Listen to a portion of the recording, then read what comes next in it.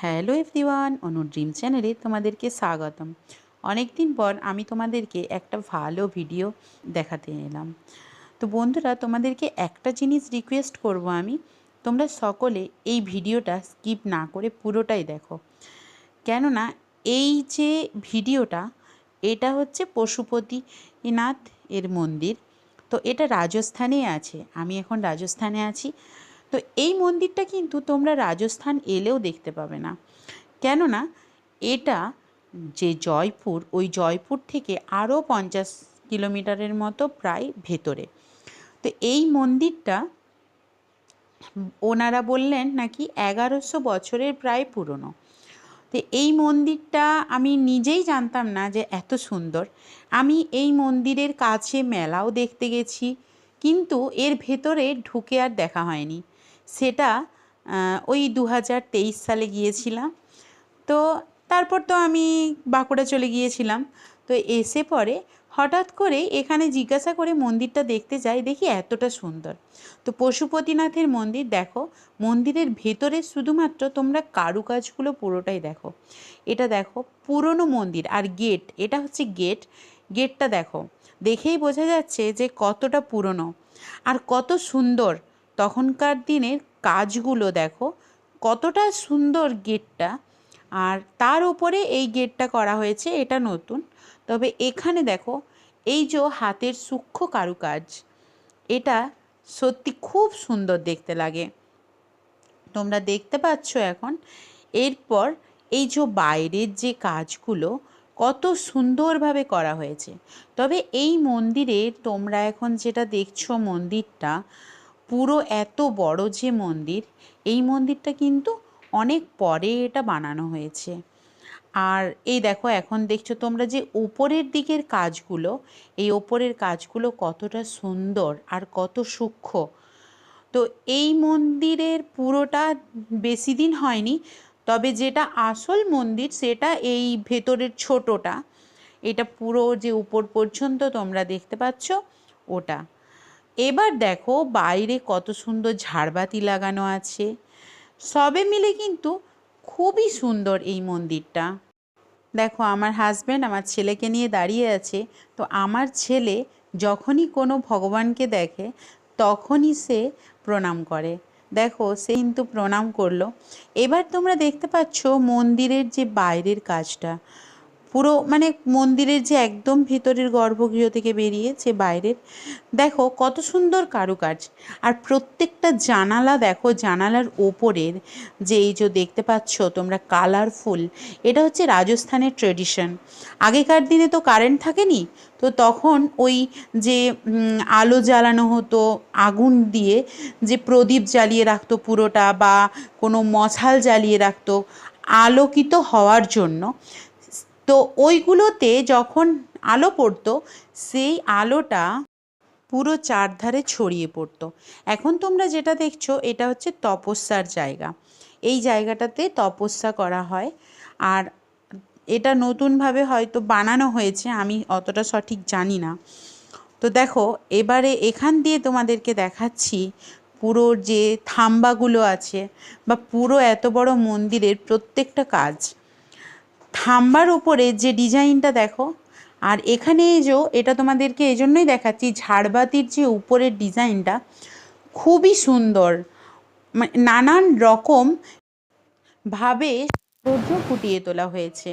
তো এই মন্দিরটা আমি 2 দিন আগে গিয়েছিলাম। ফার্স্ট দিন গিয়েছিলাম আমার হাজব্যান্ডের সাথে, আর সেকেন্ড দিন আমার মাকে নিয়ে গিয়েছিলাম। তো মা দেখে এত পছন্দ হয়েছে, আর আমারও ভীষণ ভালো লেগেছে। আর এমন একটা সময় গিয়েছিলাম যে ঠিক সন্ধেবেলায়। এই দেখো ওপরের কাজ এটা। এই সন্ধেবেলায় হঠাৎ করে গিয়ে ওখানে জানতে পারি যে ওখানে নাকি সন্ধে 7টা 15তে আরতি হয়। তো ওই যে আরতি হয়, আরতিটা সত্যিই দেখার মতো খুব সুন্দর ছিল। এই যে তোমাদেরকে এটা দেখাচ্ছি, এটা হচ্ছে ঠাকুরের যে ভেতরের জলটা বেরোয়, ওই জলটা এই মুখটা দিয়ে বেরোয়।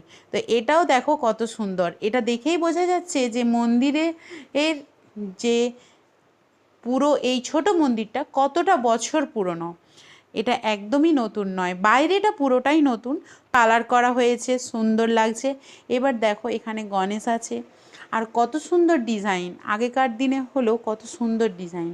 এই দেখো এটা জানালার ওপরে ঠিক ওই ডিজাইন। আবার প্রত্যেকটা ডিজাইন কাজ কিন্তু এই রাজস্থানে এই টাইপেরই। আমি অনেক জায়গায় ঘুরেছি, তো প্রত্যেকটা জায়গায় কিন্তু ওদের এই টাইপের কাজ। আর এই রকম খাম্বাগুলোর মধ্যে কাজগুলো এমনভাবে ফুটিয়ে তুলেছে যে খুব সুন্দর।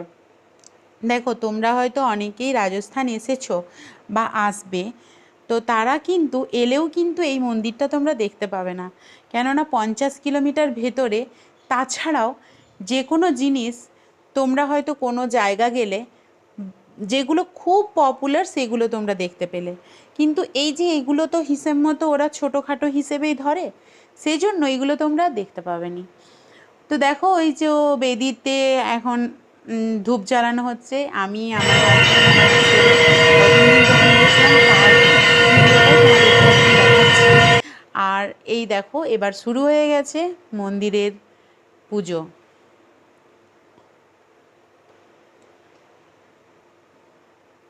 দেখতে পাচ্ছ ঝাঁঝ ঘণ্টা সমস্ত কিছু বাজছে, আর সাথে আমার ছেলে এখানে ঘুরে বেড়াচ্ছে, কি হচ্ছে ও ঠিক বুঝে উঠতে পারছে না, সেজন্য।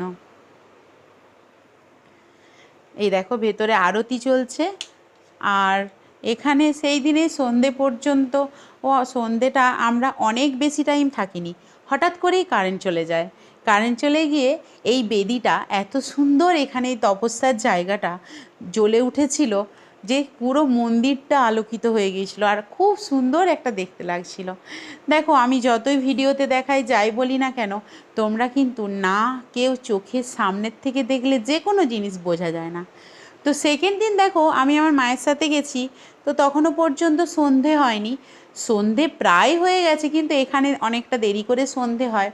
তো একটু আগে আমি বাইরেটা মন্দিরে তুলেছি, মন্দিরের বাইরে এখনও কাজ চলছে।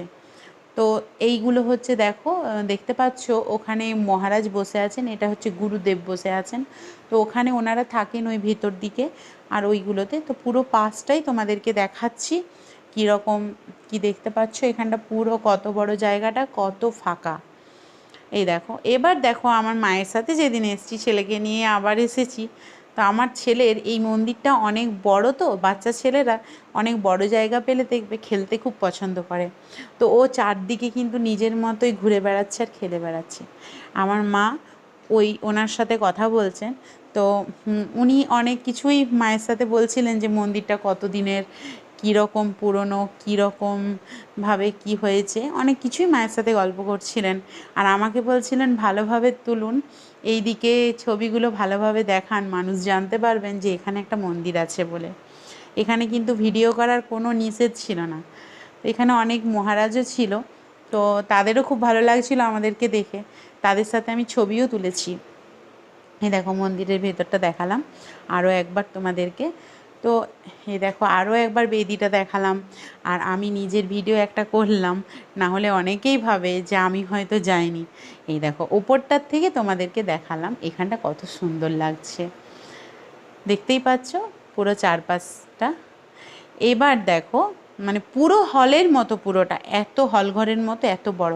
মা ওই বাচ্চাগুলোর সাথে কথা বলছে, মানে ওরা শাঁখ বাজানো স্টার্ট করে দিয়েছে। ওই বাচ্চাগুলো রেগুলার সন্ধ্যের ঠিক আরতি হবার ঠিক 5 মিনিট 7 মিনিট 10 মিনিট আগের থেকে শাঁখ বাজানো স্টার্ট করে, পুরো মন্দিরটা ঘুরে ঘুরে শাঁখ বাজায়।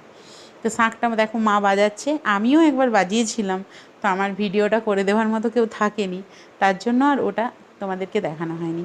এবার দেখো সোজা চলে এলাম ওই মহারাজ ওনারা যেখানে থাকেন ওইখানের ভেতরে।